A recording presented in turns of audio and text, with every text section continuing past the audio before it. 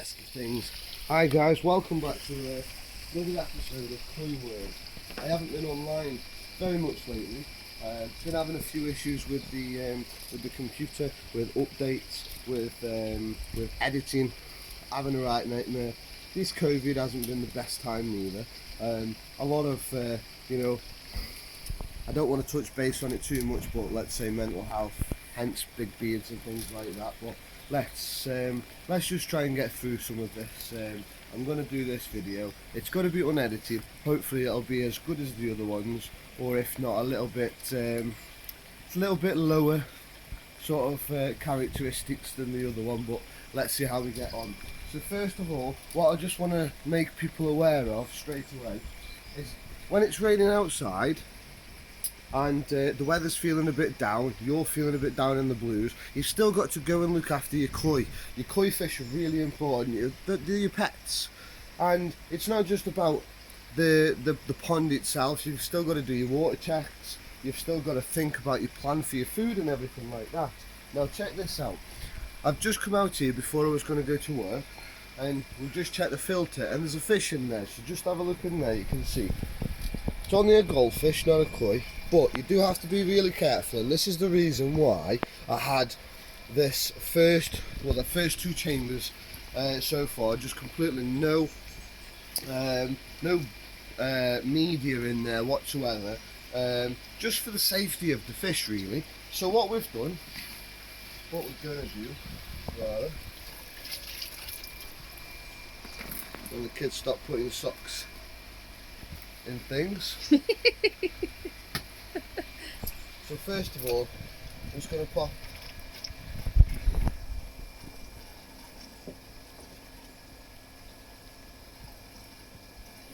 why is it just gone stupid cloudy all of a sudden? Look at that. Sorry about this guys, very unusual. It's usually It's probably just disturbed whatever was on the bottom when we last cleaned it. You might just have to stay there and I've got him. There you go. Oh, there you go, look at that. It was for that. Good Right, catch. just leave him in there, but I just adjust this. You've also got to be careful. I'm going to tell you a few things to be careful of. This is just going to be a quick video. As I say, it's going to be unedited, it's going to be raw, there's going to be no tit for tat in there, but just have a look at this for a start. You see here, you've just got to make sure, especially when it's raining, I've just adjusted that overnight because I've got the fish out there and I've knocked it, so you've got to make sure that that's back right, otherwise you're going to be adjusting your pond levels. Now when you're taking your fish out of your filter, you're going for a distance, just be nice and safe, look after your fish.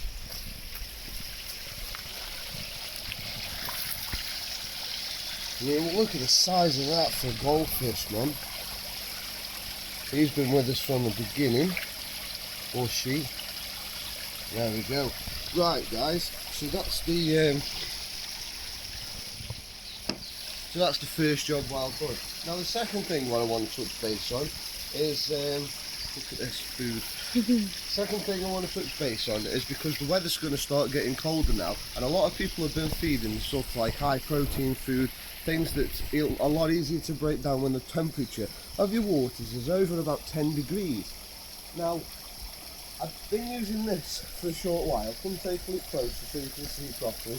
This is Pro Pond All Seasons.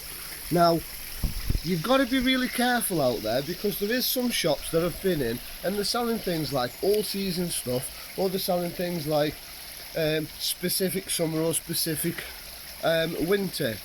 And I think what you've got to do is you've got to really understand what's inside of it.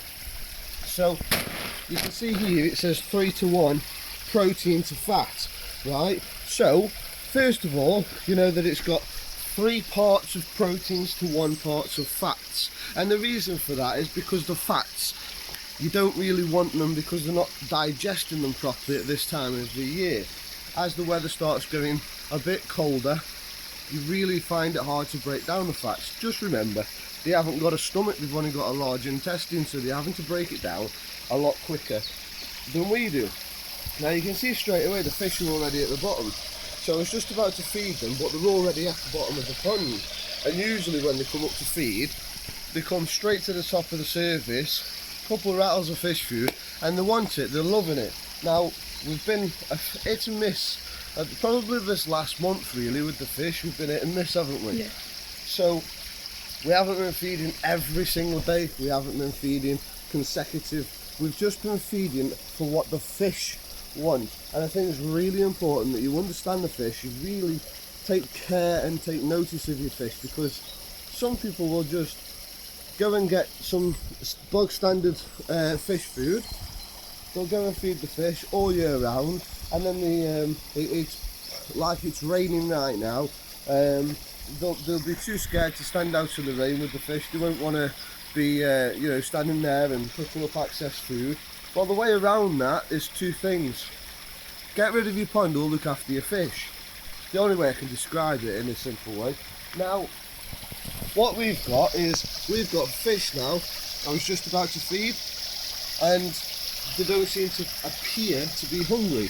However, I usually get a decent amount of fish food in there, put it in the bowl and shake it, but because they've disappeared practically straight away, I don't know whether it's because they're a bit disturbed from the goldfish just going in there, but going back to where I was just a second ago, when they go down to the bottom, they're trying to break down the food inside of the bodies. They're trying to digest it. So they still might be trying to digest. Have you fed them today? No. So she hasn't fed them today. Just to be on the safe side, it's only a quick question to ask.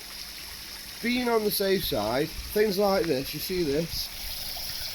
A bit of food like that, scoop it out, get rid of it, you don't want it, right? That is going to put ammonia on a higher level in your pond. You don't want the ammonia and the mess coming from the food, you want it coming from the fish poo. And the reason why you want it coming from the fish poo is because you've had your filter running with biological media in there that's going to break down all the nitrifying or denitrifying bacteria. My head's a little bit crazy at the moment, can't hit points on it. Now, what you've got here as well, you've got to remember, you've got something important there that says from 35 to 55 centimetres fish. That doesn't necessarily mean you can only feed that kind of fish because of the size. Because what can you do with a stick? If you've got some sticks like that, these big ones, right, they're not going to be satisfied on that little stick, but the small ones might. And if they're really small, you can just break them down. It's all really good food. Break it down like that, and even the smaller fish then can take it. Just remember the koi carp, sorry, the grass carp that are on the bottom are always down at the bottom, and the reason for that is they tend to feed off more algae and bottom feeders, so you do need to get some additional food in there when, especially in the summer times when they're ready to go for them. Can I just point out something else? I haven't got a hunchback. There you go. Hey. So before I go in and feed the fish and show you anything else, the most important thing is when you're trying to buy food, 40 quid for the bag, by the way. Not bad going, isn't that? When you're buying food, you've got to really think clearly. Have you got a heated pool? Have you got heat source in your pond? Is your koi fish on the inside or is it on the outside like ours? Are you in an area where it's warmer, where the pressure can raise? There's so many different things, but I don't want to bore you with all the science behind it, because I know everybody's going to be like master experience commenters all giving me a load of abuse saying, oh, this is wrong, that's wrong. Yeah, listen guys, I'm not here to educate you in such a way that you've got to think too much detail. I'm just trying to break down my years of keeping koi fish and even reptiles. I mean, we keep reptiles. We've just got back into it at the moment because there's so many snakes that need to be rescued. So we've been into that lately. Now check this out. The fish have started coming up to the surface now, so they've recognised it's me and the owner. So they must have just been startled by the goldfish. Now bearing in mind this is an absolute perfect example of what I've just been talking about. The fish might look like they're going down to the bottom, just a second ago and they're not hungry and you don't feed them, you're missing an opportunity to get the nutrition in there that they need. If you walk off at that point, what's going to happen? They're going to come up to the surface and they're not going to get fed that particular day. Now, if you stay with them like we are, out in the rain, waterproof camera, just doing a little bit of a video of an update. As I'm speaking, they've just started coming up to the surface. Now that goes to show, doesn't it, guys, that these fish, they were startled by me putting in the goldfish from the filter, and they thought maybe they're going to get caught or something like that, so they've scarfed. And I didn't want to feed them and then put the goldfish in there, and the goldfish get no food if it was hungry as well. So it's always the goldfish food. Take priority of that. Make sure that if you've got fish going into your filter, number one priority, get them out of there and put them into the main pond immediately. No thinking about it, no phone calls, nothing in the way, immediately. The boring side's out of the way now, guys. Bit of safety concern that I've had from others that I've seen myself. Going back to these, they're coming awake. Look at that, they're coming awake again now. So what can I say about this food? There's indication on there that'll tell you spring, summer, autumn and winter, between 10 degrees and 25 degrees. What that means is this fish food is particularly all seasons fish food, and it's not all seasons fish food. It's really I want to start going into the bit of a slanging match at the moment, but I'm not. I'm going to keep me cool. It's not right. It's false advertisement in my opinion, and I don't think it's quite right. Decent quality fish food, but these guys need to keep this all seasons malarkey off the fish food, because you will get some Joe Blogs down the road. They've just got a pond, blah blah blah, just like the guy across the road. In fact, he's just had a pond, he's just set it up, he's asked me for a load of help. I've helped him till I'm blue in the face. I've told him you need to cycle the pond, you need to cycle it, get the water parameters up. Just because you've got no ammonia, nitrites or nitrates doesn't mean that your pond's cycled. It's not cycled because you've got no nitrates. Put fish in there a couple of weeks after, I've checked his water, his pH is low and his nitrates are low. And then his cloud has gone water with new pond syndrome. Now, nice chap, I don't mind helping him out, fantastic guy, but another reason why we educate people online, so we can share our experiences with other people. And some people, even like myself, I don't listen to others necessarily. I like to educate myself and learn from myself. So when it comes down to understanding fish food, don't even take my word for it. Just because you see all seasons, just ask the aquatic shop that you buy it from, assuming you buy it from an aquatic shop. Just ask them what that means, and what they'll say to you is if the water is less than 10 degrees, the fish aren't going to digest the food properly. So is that really classed as a winter food if your winters are below 10 for a long period of time? Simple answer, guys, the answer is no. And if you're feeding this food when the water temperature is less than 10 degrees for a consecutive time period of a week or more, let's say, without going into scientific scenarios, your fish are going to have trouble digesting that. It's going to give you a few issues with the fish for starters. It's going to give you it's going to give the fish a hard time to digest it, which can lead to internal issues. I don't want to bore you with that. Once again, I need to simplify things. Just make sure you check all seasons. It's not for below than 10. So what you want to forget about each season. Keep an eye. Check the temperature of your water. If you put your hand in there, you haven't got a thermometer, go buy one. They're only £1. You want a digital one off Amazon, maybe £4 or £5. I was going to do a competition, in fact, to even win one, but the other two competitions, they are still running, by the way, for those who don't know that, on the other previous videos. So if you do go on there and check them out, I look a little bit tired. I haven't got the beard, got a lot of stress on at the moment, but you can't reflect stress on fish and your pets. Your pets are your kids, aren't they? You know what I mean? Part of your family. I know I'm gasping a little bit and going over. Usually I'll do video clips and then edit and put them together, so it's a little bit tricky for me at the moment. Raw unedited footage, we're going to release this however it comes out. If I do say something slightly wrong, just pop a comment in a polite way if you don't mind. Give me a nice like, thumbs up, subscribe. Be sure to hit the bell icon as well, just while we're on that case, so you do get, you know, more notifications, and you are going to get a lot more videos from this. We're also going to touch base on the reptiles and the snakes, aren't we?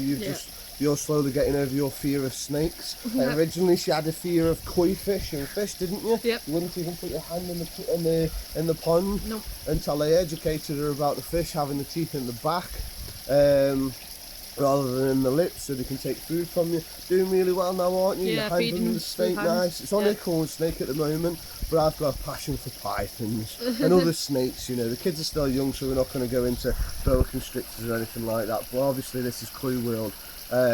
Leave a comment below actually if you are interested in seeing some of the videos and the setups that we're doing, the rescue program, the rehoming. We're also going to be doing breeding in snakes as well, especially in the upcoming year. We've missed the breeding season now for the koi.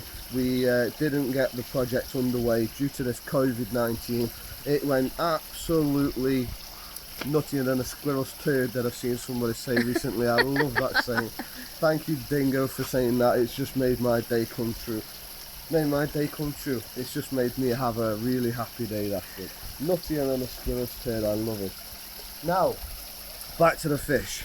Oh, let me touch base on that competition, by the way. If you have a look at the other competitions, it's not just a competition to try and make some money. It was just a quick competition to try to get people a little bit involved with koi, understanding, and maybe even just spread awareness of the particular items that I've put up there. Out of my own cash, I'm not affiliated with anybody just yet. I've got no sponsors just at the moment. Might never have a sponsor.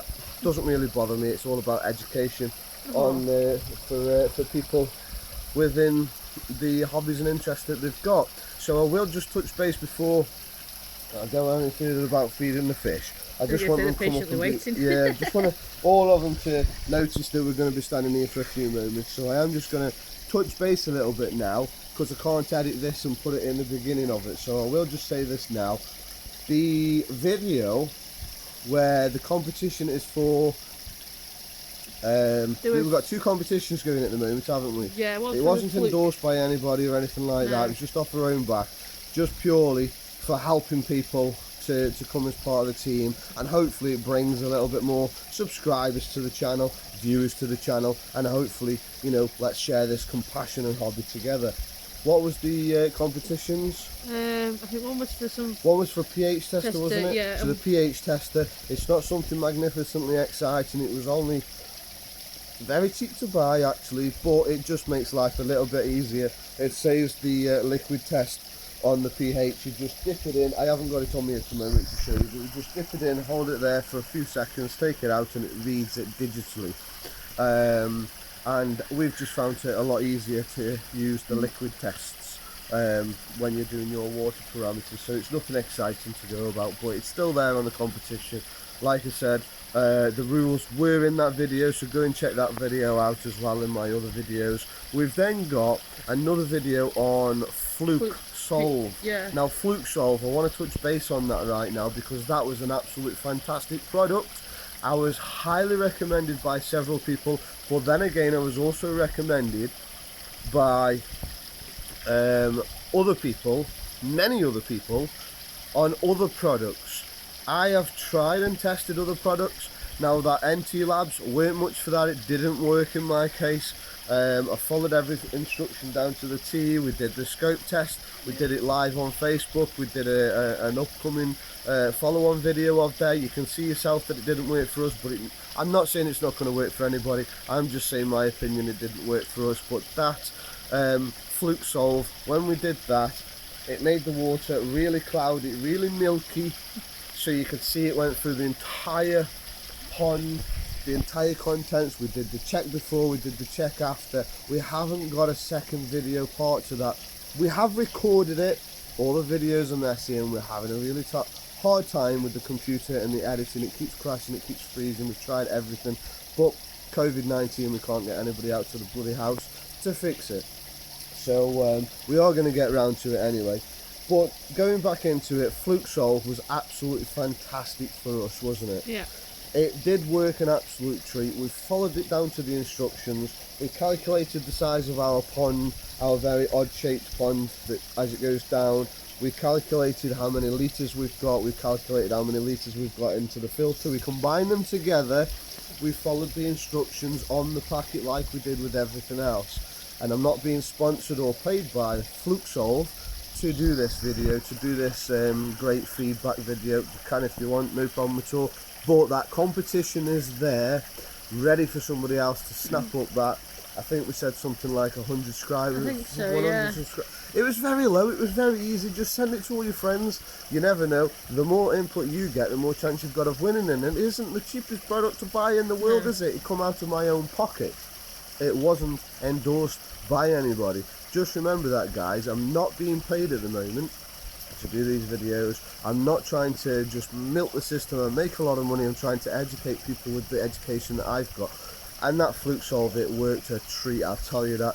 If for any reason that you have got a case of fluke at the moment, you've had it, or you might discover it in the up and coming weeks, just remember, Fluke Solve, if you haven't entered the competition or you haven't been involved in the competition, don't worry about it. It's relatively decent price, isn't it? How much was it a packet? Like £60, I think. 60 quid. I mean, it But does sound expensive, but is it worth losing thousands of pounds worth of fish for the sake of 60 quid just to treat a bit of Fluke Solve? I mean, a bit of fluke parasites. It's not worth it, is it, guys? So just pop on the internet, go on Amazon, go on eBay. They generally ship all the way around the world for different variations of prices. So as a one hobbyist to another, if it is as you want this Fluke Solve to treat your pond, don't just think you've got to wait for the competition. Get it sorted out now. If you want any advice on how I did it, just go and take a look at the video, the step-by-step instructions. It was a bit of a comedy video. It was a bit of a happy chappy at the time. We can all hide it, can't we, under this miserable big beard grumpy old sod that I've been lately. Business hasn't been fantastic, so it's been a bit harder for me. Now I don't want to bore you with all that. Let's get back to these lovely fish, because Chelsea's got armate from holding the camera and I just feel like tickling her under her armpit. Now going back into the fish food. So if it's below 10 degrees, is it worth checking on a daily basis? I'd say no, it wouldn't be worth checking on a daily basis. Get yourself a digital thermometer if you want to do that, so you can read that on a daily basis, but don't purposely go and get out a thermometer and check it, because temperatures of water is going to change throughout the day, right? If you want to make a log from it to see how it's going up or going down. At the moment it's raining. It's still above 10 degrees. It's probably, what, 11, 12 degrees at the moment? I think so, I don't know. Something like that. The weather forecast this morning, I think it said it was 9 degrees. So use a little bit of initiative. If it's 9 degrees or 4 degrees in the morning, and then it's give out a little bit warmer, 12, 15 degrees in the evening, then why not feed your fish at lunchtime? Oh, because I've got to go to work, I've got to do this, I've got to do this, that and the other. Okay, fair enough. Automatic feeders, look into that. We'll try to do a video or try to make something on that along the lines, but at the moment we don't need it. Ask your neighbour, your next door neighbour, if they can just chuck a bit of food over there, or it's better to say, okay, moving on to the next part of the video now, I'm going to touch base on, it's better to get the right food for the time period. So you feed your fish in the morning. It's going to go into the darker nights. You're going to go into the lower temperatures. What do? You've got work. Say you're on noons. You start at 2 o'clock in the afternoon. You finish at 10. Say you're self-employed. You've got somebody's hair to cut or somebody's nails to polish up, and you can't get out there just as the weather's starting to get warm. Okay, fine. All seasons food, perfect for you, as long as you haven't got a day after day consecutive week of below 10 degrees, because below 10 degrees, as I said before, you're not going to get happy fish. If you're feeding a high quantities of fats, and then you've got your winter, dare I touch base on wheat germ, garlic, wheat germ, I'm not going to touch base on this just yet because it's going to cause a lot of confusion now. If you're watching this, it's going to cause a lot of confusion, isn't it? Yeah. It's going to cause a hell of a lot of confusion, I think, if I start touching base on Since you said that, they've all come up. But let's just double check this packet actually, because I think it's sure this has got everything in there other than wheat germ. Here's the ingredients If I'm not, so there you go. You got your crude fats, crude ash, your fats 20, protein 24%, which is good. Don't forget they can't break it down as easy in the winter. Crude fibre, good balance. Got loads and loads of vitamins. Very important to have a lot of vitamins inside of that. Really important. It doesn't say anything about having wheat germ in there. Protein. Might say it on the back, Dave. There's more stuff on the back. What does it say?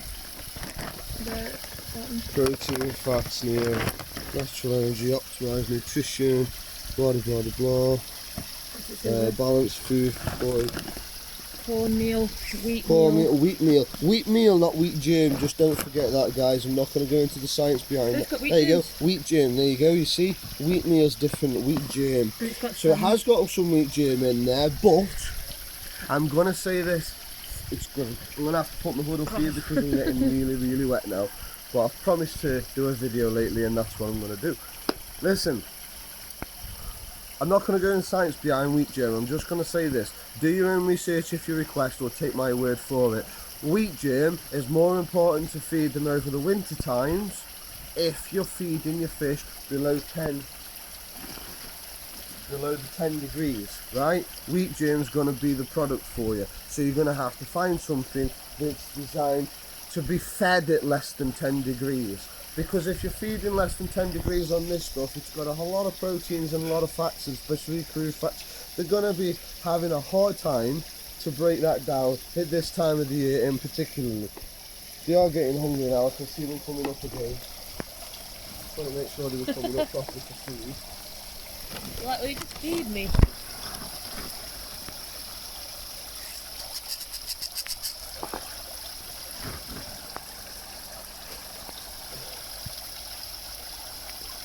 Big one's like my turn. Eh?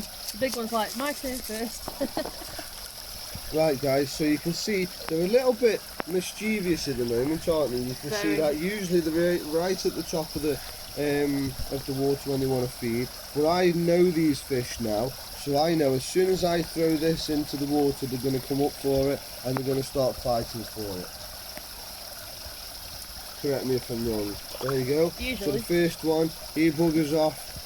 And then just come take Mr. Orange comes in, he buggers off, and then slowly you chuck a little bit more in so the half-blind ones can see it. The bigger ones then come along, a bit like how they do in the natural wild when you're fishing as well.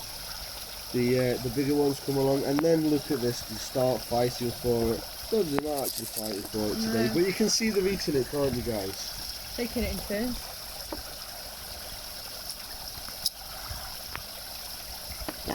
So there you go. You can see now that I'm not the fish whisperer. You're just looking at the body language. You know your fish, guys. You've had it for a long time. Or if you're just getting into the hobby, which is more of the people that are going to be watching my channel, because I'm not as experienced or an expert. I don't claim to be. It's just going to be a lot easier. How long's the video been running? 28 minutes. 28 minutes. I'm going to try and cut it off at 30 minutes, just so I'm not going to bore you with a full episode of nonsense of me chatting bubbles and being a nutty and a squirrel's turd. I love that saying. That is a cracking saying now, isn't I it? need to find myself a saying now. Listen, I'm colder than the panda bear. Panda bear? I'm colder than the... I would have edited that out, but I can't now. I'm colder than a polar bear in the north. Listen, I'm going to get this video ended. What I'm going to leave you with is do some research yourself on you know, whatever source you've got. Go and ask your pet shops, your local people, your friends, anybody that's been into the hobby for a long time. It's very important. Some people will completely disagree with me and say, oh, I just feed them all year round, and I've had fish for so many years and this. I'm not saying it's wrong. I'm not saying you're wrong, sorry. I'm saying it's going to be wrong for the fish if you're feeding the wrong food at the wrong temperature. We've learned a load of things about fish over the years. haven't we? Yeah. We've been asking pet shops, we've been asking breeders, we've been asking even nobody that's interested in koi, but like consultants, they've got degrees in koi fish. They've got no interest in koi fish, but they've got a degree in koi fish. I've spoken to them and they've told me how the system works. Just remember, they haven't got a stomach to digest it, they've only got a large intestine. It's really important. Below 10 degrees, what do we do? Feed and wheat germ. Wheat germ. If they're not feeding like they are today, or they're leaving this in the pond after several minutes, what do we do with the excess food? Take it out. Why do we take it out? Because it causes an ammonia spike. It causes ammonia spikes. Check your waters if you've got excessive food in there for day after day. Doesn't hurt, check your waters once a month. Always check your waters. You're not keeping fish, guys, you're looking after your fish by keeping them alive. Water. Correct. So just remember, all seasons is not all seasons. It can be used all seasons. It can't be a staple diet in the winter with consecutive lower than 10 degrees. Other people might disagree with me, but comment below on your opinion. Let's get a discussion over there. I know for a fact what my fish like and don't like, and I know if I feed them this in the snow, they still might want to eat it, but it's not good for the digestive system. Hope you like this video. Sorry about the beard, I will try to clean myself up for the next one. If anybody else has been suffering mental health or anything during this COVID-19 pandemic, it's been atrocious. My heart goes out to anybody else that's been suffering from there. I really do feel for you. I've been suffering from it a bit myself. I haven't had COVID-19, but mental health has kicked in. Don't want to bore you with it, but I'm just showing a little bit of awareness for us people that would try to get into YouTube videos.